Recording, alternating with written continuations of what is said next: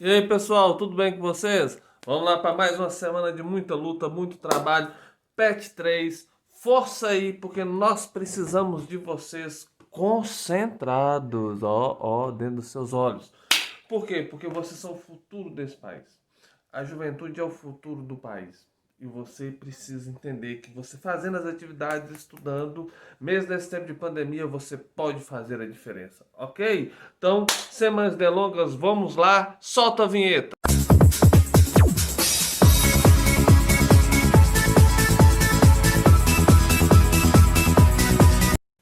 E aí, bom dia, tudo bem com vocês? Deus abençoe sua vida aí, viu? Meu povo e minha pova, segundo ano do ensino médio, terceira semana do PET 3, nós vamos falar sobre um tema bacana, produção e consumo, e começaremos aqui produção de alimentos e a ONU, Organização das Nações Unidas. Né? A ONU propôs mudanças nas atividades do setor primário em vários países, principalmente subdesenvolvidos. Esse conjunto de mudanças é conhecido como Revolução Verde, que se caracteriza pela modernização das práticas agrícolas com o objetivo de garantir o aumento na produção de alimentos. A partir da década de 1950, os governos dos países pobres ou em desenvolvimento receberam financiamento para aprimorar a produção de alimentos com o uso de insumos, máquinas avançadas e pesquisas aprimoradas. Bom, por que a ONU incentivou o que ficou conhecido como Revolução Verde? Porque a população do mundo está crescendo, né? A população mundial está crescendo. E isso demanda mais comida. Alguém consegue viver sem comer? Não. Então era preciso para que não se cumprisse de forma nenhuma a teoria de Malthus ou a anel malthusiana, que depois vocês podem dar uma pesquisadinha, teoria de Malthus ou teoria neo-malthusiana, onde ele dizia que iria faltar comida porque a população do mundo cresce de forma geométrica 2, 4, 16, 32, enquanto a produção alimentar cresceria de forma geométrica 1, 2, 3, 4. Essa conta chegaria um tempo que ela não fecharia, então faltaria comida. Só que ele não contava com a Revolução Industrial. Depois você dá uma pesquisada o que é a Revolução Industrial, tá? Vamos lá. O que acontece? A Revolução Industrial proporcionou o que ficou conhecido aqui no texto como Revolução Verde. O que é a Revolução Verde? É justamente aumentar a produção,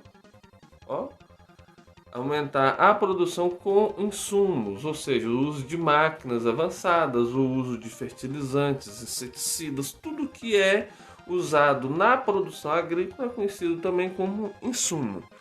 Então, aí nós passamos aqui, o texto fala sobre a dependência dos agricultores, né, pela nova tecnologia, insumo que custa alto, e isso é um desafio a ser superado, porque não é todo mundo que tem condição.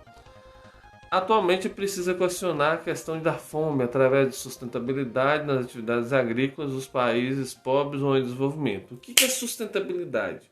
Sustentabilidade não é o que a ecologia prega. Tipo, vamos preservar, não vamos mexer, tá? Não existe isso. O desenvolvimento sustentável, ele é mais racional. Ou seja, só deixar a mata lá, ela não vai trazer retorno nenhum. Só deixar a terra lá, ela não traz retorno nenhum para o ser humano. Então, fazer o quê? Usar de forma consciente. Usar de maneira que as próximas gerações, que eu sustente essa geração e que as próximas gerações possam ser sustentadas também. Uma parcela significativa da população mundial passa fome, mesmo em países que exportam produtos agrícolas, o que é muito comum na América Latina, África, Ásia, os latifúndios, a monocultura, a mecanização e tal. O que acontece com os países subdesenvolvidos? Não é que falta comida. Aqui nós temos um problema. Não é a comida que falta, é a corrupção que sobra. Aí que está a diferença. Né? Nós vemos hoje o Brasil com a nova ministra da Agricultura durante o governo de Bolsonaro, foi o país que mais se estruturou e estabilizou dentro da produção agrícola, mais investiu na agricultura. Isso não passa na mídia, vocês não vão ver isso na mídia. Agora, se você for na internet pesquisar, você vai achar. E nós temos alimentos para 3 anos. Se parar tudo hoje, não produzir mais nada, nós temos alimento para sustentar o país 3 anos sem problema nenhum. Isso fruto do quê? Fruto dessa mecanização, desse investimento. O que acontece em alguns outros países é justamente falta de recurso humano. Recurso humano que eu falo no sentido do político ser humano o suficiente para pensar nas outras pessoas. Então, os países que normalmente exportam, mas passam fome, isso é fruto da corrupção, tá? Vamos lá, biotecnologia. Aqui, a biotecnologia, bio já significa vida, né? Tecnologia que dá vida, que produz vida. Ou seja, a tecnologia que trabalha direto com aquilo que é vivo. Vocês já ouviram falar, por exemplo, aqui tem transgênico. O que é o transgênico?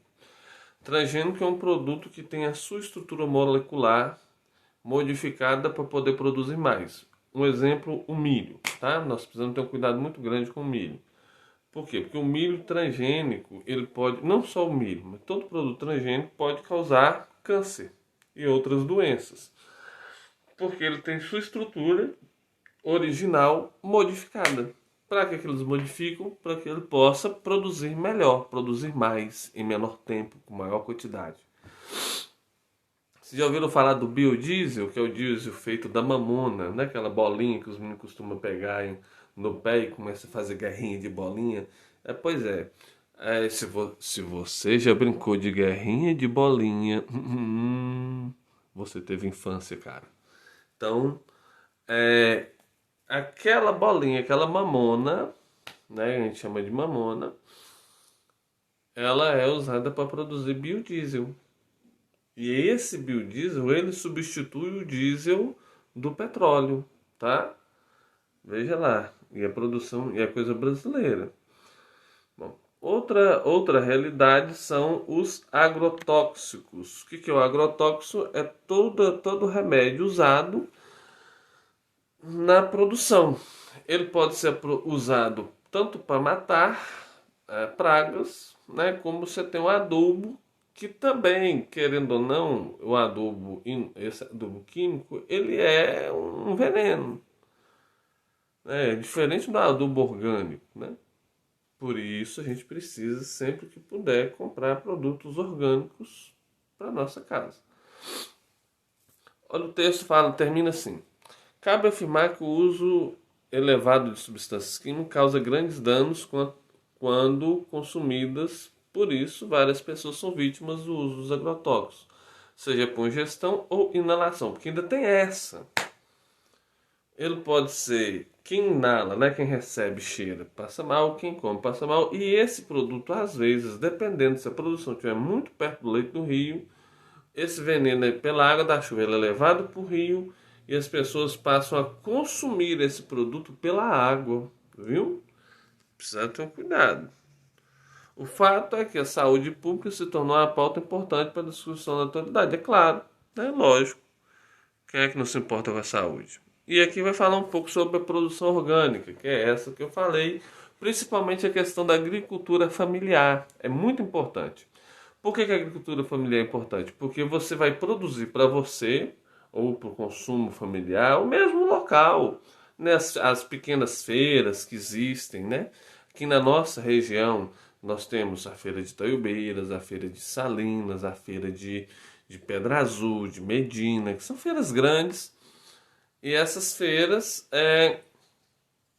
elas são, a maioria dos produtos vendidos são produtos orgânicos, alface, couve, cebolinha. Tem muita coisa que às vezes o pessoal traz do Ceasa, mas tem muita coisa orgânica. E são essas coisas que nós precisamos valorizar. Que é o produto local, bem produzido, saudável, e que vai garantir um processo, vai garantir a saúde, né? Garante a saúde. A matéria orgânica, a base na adubação do solo e o controle biológico praticado na produção são de grande sustentabilidade. Através da prática que não destrói o meio ambiente, é o ponto fundamental dessa agricultura. Então, usa-se muito esterco animal, o esterco de resto de cascas de alimentos são jogados nas hortas e tal, e é o produto orgânico, adubo orgânico e faz muito bem. Ok? Para saber mais, aqui tem algumas informações, vocês podem estar pesquisando. E agora é hora da atividade. Vamos trabalhar, pessoal, porque o carro tá andando, a caravana passa e os cachorros ficam latindo para trás. Então, bora trabalhar.